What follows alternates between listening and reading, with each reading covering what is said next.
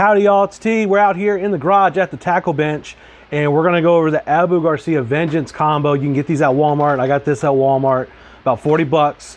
They started out at 75, they come down to 40. I think they get under 20, but I grabbed this for 40, and I wanna let y'all know, if you want to run it right from the shelf, that's fine. But if you wanna increase your odds of not having any issues, let's get it set up. I'm gonna show you what I'm doing. Let's go ahead and break this down and get you out right on the water if you decide you wanna grab one of these. So we got it here on the bench. So you get the rod, the Vengeance rod, 7 foot, medium heavy. And you also get the reel.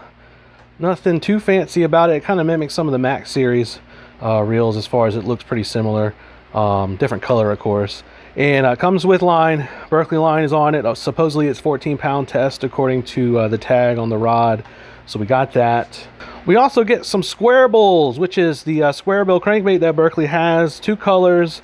We got the Gilly and Sexier shad, so they're in here. I'm not going to open these up, however, and I'll talk more about that later, but those are on here and also included. If you end up trying to get one of these, make sure before you walk out or before you pay that you've got everything where it needs to be. Check all your guides, like gun sighted. Go all the way up and down the blank. Look at every single guide to make sure it's not bent, to make sure that it's all straight. I saw plenty when I was at the Walmart that the guides were either bent all the way one way or the other, or they were, you know, twisted off to the side. Make sure that the inserts in the guides are there. Also, you're definitely going to want to look at your tip top. Make sure that it is straight. Make sure that it is not bent and the insert is there. I saw some of the rods there at the Walmart, at least in the display that I saw, where the whole tip top was just straight up missing. So you never know, man. It's Walmart, so you got to keep an eye on all those kind of things. 4 stainless steel bearings, roller bearing, spool stuff, drag stuff, gear stuff, 24-ton graphite rod, pre-spooled to 14-pound line. So that's all there. So go ahead and hold on to that if you're into the paperwork side of things. Got a big old sticker here. Peel that sucker off to get the crankbaits off. So those come right off once you got that there. And yeah, I'm not opening these. So now we'll cut the zip tie that holds the reel down so we can get that off. All right, we're gonna set the reel aside for a minute because we're gonna focus on the rod.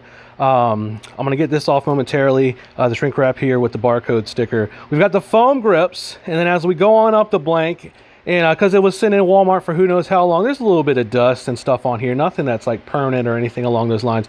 So I'm gonna take some of my pin, rod, and reel cleaner, and I'm gonna spray it on microfiber cloth, and I'm just gonna run it up and down the blank and through the guides just to make sure we get everything nice and cleaned off.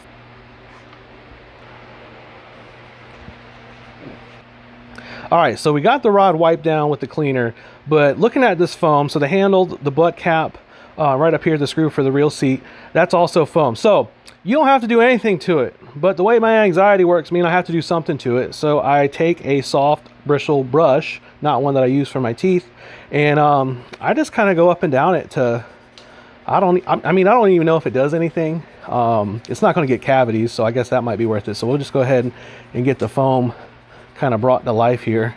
So we're done brushing. I think the rod's probably good to go from here on out. Let's focus on the reel. All right, so the reel here, color-wise, matches the rod, so they kind of go together.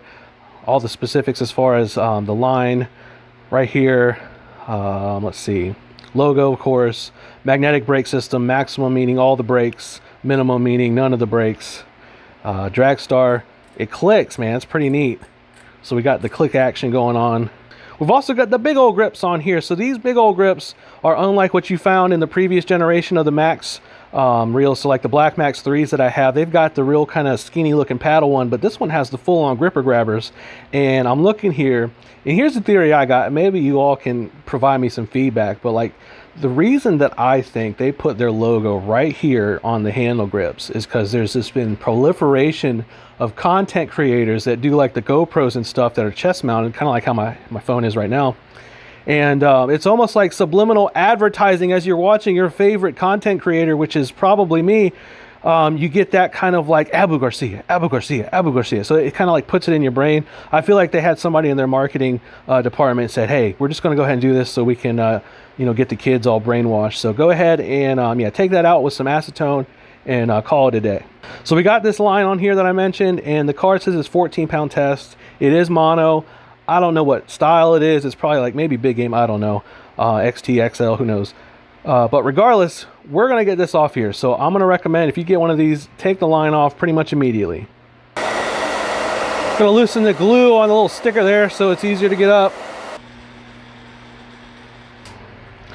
All right, line's off. While the line is off, let's go ahead and break the spool out just to take a peek under the hood. Now, I'm not gonna break the whole thing open just because I don't want to. You probably don't have to because it is new. I mean, so far, you know, it feels smooth. It's not grindy. It's not making a lot of noise. But in order to get the side plate off, and I'm going to say one of the things that I think might be the biggest liability as far as durability, the side plate lock here, right here, is a little switch. Get your fingernail under there and pull her up, and it scoots back like that, and it pops out like that. You can take your thumb and kind of push a little bit on the spool toward the side plate, and the side plate will pop off. There's our magnets, of course, for the brake system. There's the bearing in the middle, and we got the spool comes out. There's also bearing on the spool. A little bit of grease on there as well. You see some of the blue grease. So they did hit it like that from the factory. So there's the chassis itself without the spool. Everything looks clean. I'm still going to spray everything down. In fact, I'm going to go ahead and hit the entire reel with some Reel Magic. So I'm going to have that nearby for when I need to do that. So what I'm going to do, yeah, I'm going to spray this down, go ahead and get it nice and wiped down as well, and then bring over the spool. I'm going to hit the bearing with a little bit of Reel Magic. I'm also going to spray a little bit in here, and then once that's wiped down, I'm going to take some oil that I have here, and I'm going to hit that bearing, I'm going to hit that bearing, and then I'm also bar here, I'm going to go ahead and pop that down, and then on this side right here where the button slides against the frame, also over here, I'm going to hit both of those with a couple dabs of oil. So let's do that right now.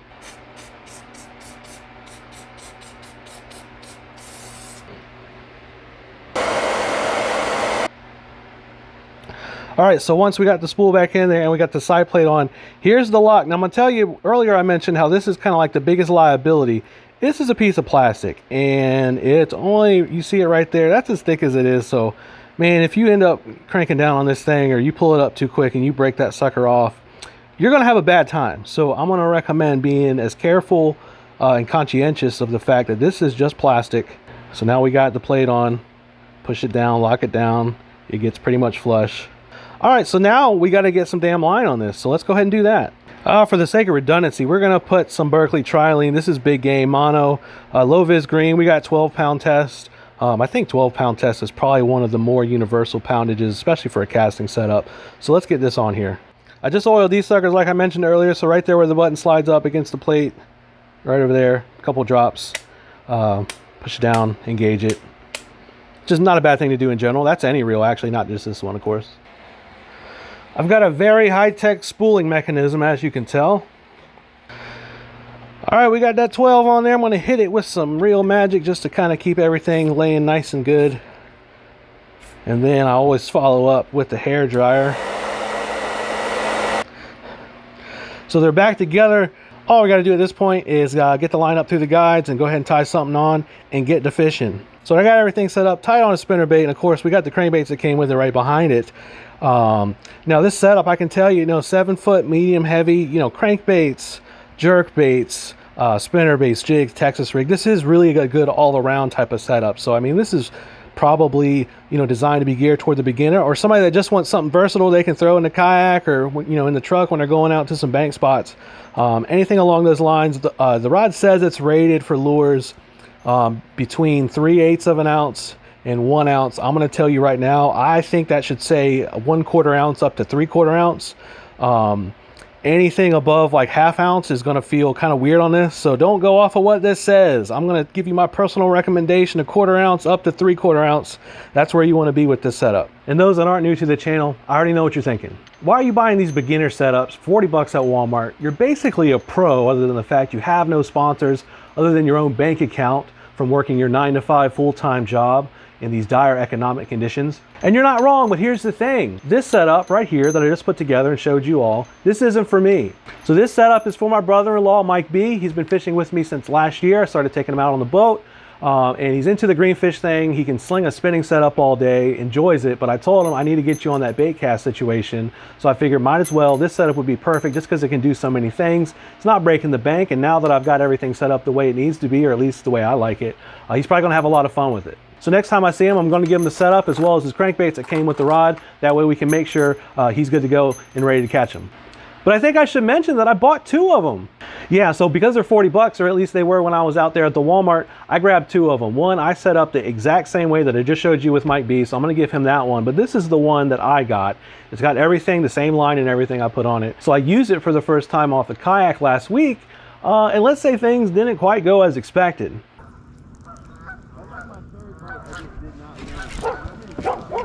I got one. Oh my God, it's a carp. What is this? Broke my rod. Broke my rod. White. Is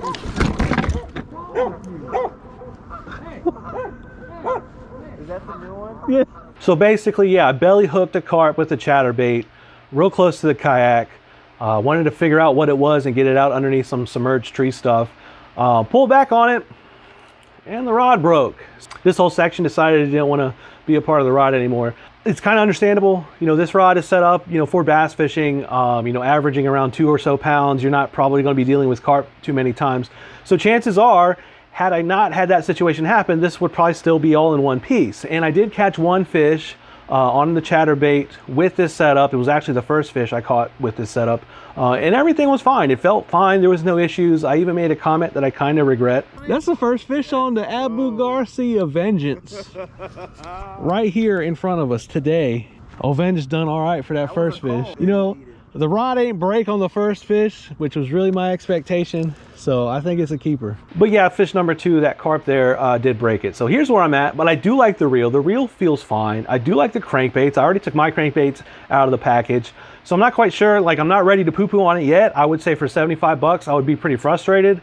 But for 40 bucks, for $20 worth of crankbaits and a reel, you know, that's probably at least 20 or 30 bucks by itself retail.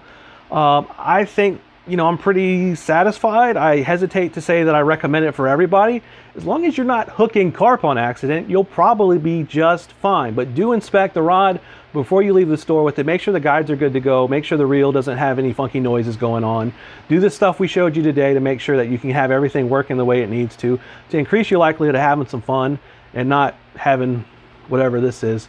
But that's what that is. Any questions, of course, as always, leave me a comment below, shoot me a DM, doesn't matter. I appreciate y'all watching. Hit that like. If you haven't subscribed, feel free to do that as well. I'll see you on the next one.